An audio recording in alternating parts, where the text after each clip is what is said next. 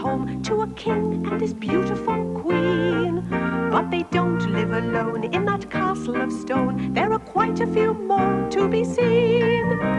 Two royal children, a prince and princess, give a helping hand to the queen. While the king has 3 pets, they're the strangest you've met. 3 dragons, all scaly and green. To visit this palace, we don't have to go through woods or along rocky paths. There's a much quicker way, we just have to say, let's go, maths.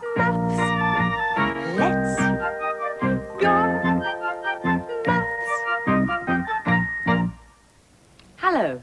Let's see which number our song is about today. There are 1, 2, 3 dragons. So today's song is about the number 3.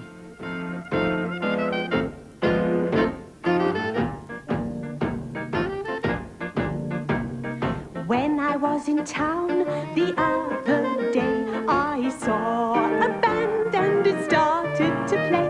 There were clarinets and flutes and euphoniums, and at the back of the band marched 3 big drums. There were 3 big drums playing boom, boom, boom. Yes, 1, 2, 3 were the drums I could see. There were clarinets and flutes and euphoniums, and at the back of the band marched 3 big drums. The drums played a tune that was different from the rest. The sound that they made, I thought it was the best. I watched them all go by and I listened to them play. A boom, boom, boom, they went all the way. There were 3 big drums playing boom, boom, boom. Yes, 1, 2, 3 were the drums I could see. There were clarinets and flutes and euphoniums, and at the back of the band marched 3 big drums.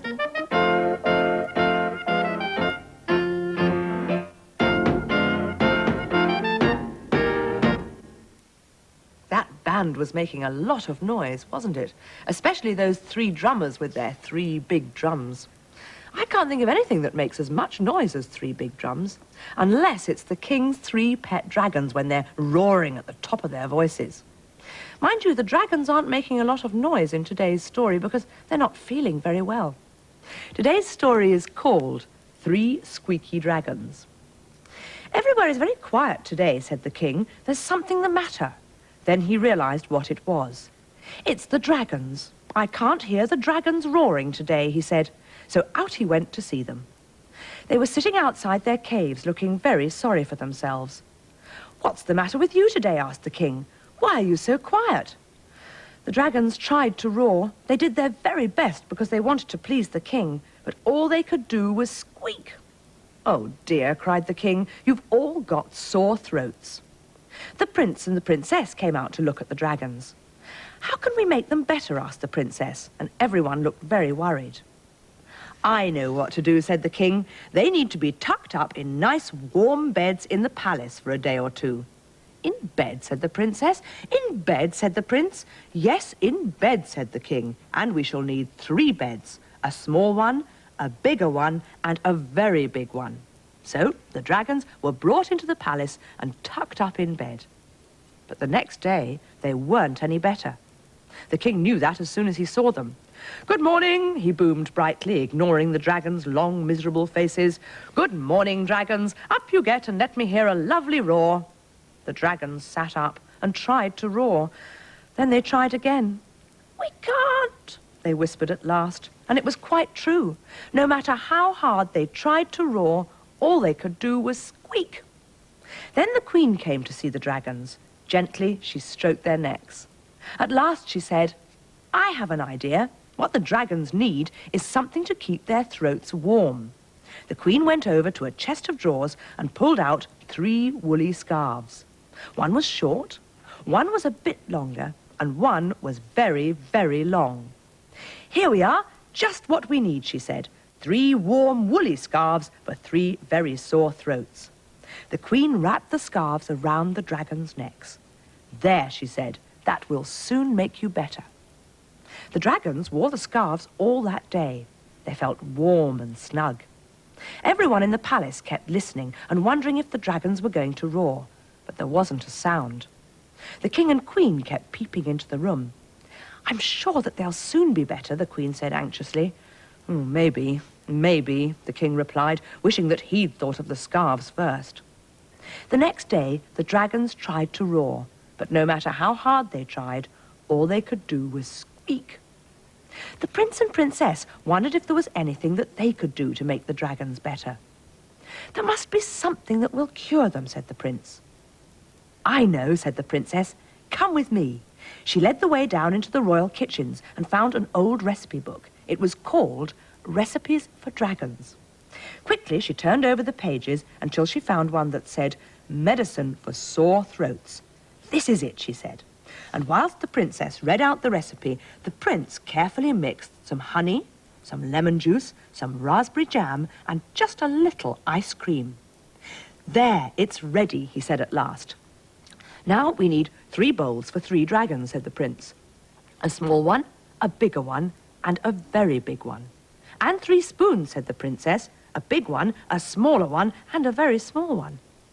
Carefully, they carried the medicine into the dragons, who were sitting up in bed, still squeaking unhappily. "This will make you better," said the prince. "Open your mouths wide," said the princess. The dragons did as they were told.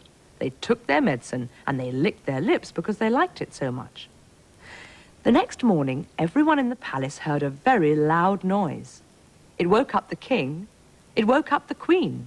It woke up the prince and princess.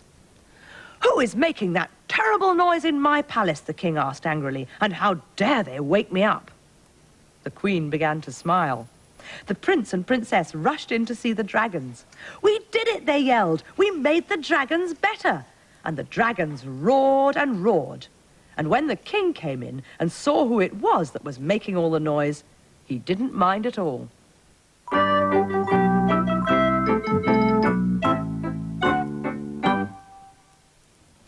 I've got some pictures of dragons here. Look, they're just like the dragons that the king has as pets in our story today. I've got some pictures of other things as well. Shall we have a look at them?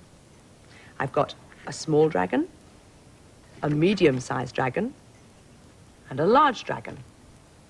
And a small hat, it's a sun hat, and a medium-sized hat, and a large hat. And a small pair of sunglasses, a medium pair of sunglasses, and a large pair of sunglasses, and a small ice cream, a medium-sized ice cream, and a large ice cream. Well, I've never seen a dragon wearing a sun hat and a pair of sunglasses and eating an ice cream all at the same time. And I don't expect you have either. I wonder what they'd look like. I think I know how I can find out. First, I'll give the small dragon a small hat, a small pair of sunglasses, and a small ice cream. Then I'll give the medium-sized dragon his hat, his medium-sized sunglasses, and his medium-sized ice cream. And then I'll give the large dragon a large hat, a large pair of sunglasses, and a large ice cream. There. A small dragon, a medium-sized dragon, and a large dragon. And they're each wearing their hats, wearing their sunglasses, and each one of them is eating an ice cream. Bye-bye.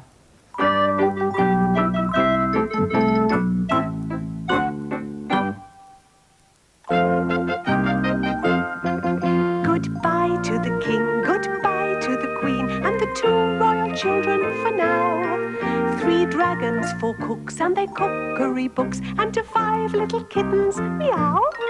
Goodbye to 6 horses, 7 drummers too, 8 soldiers and guard by the path.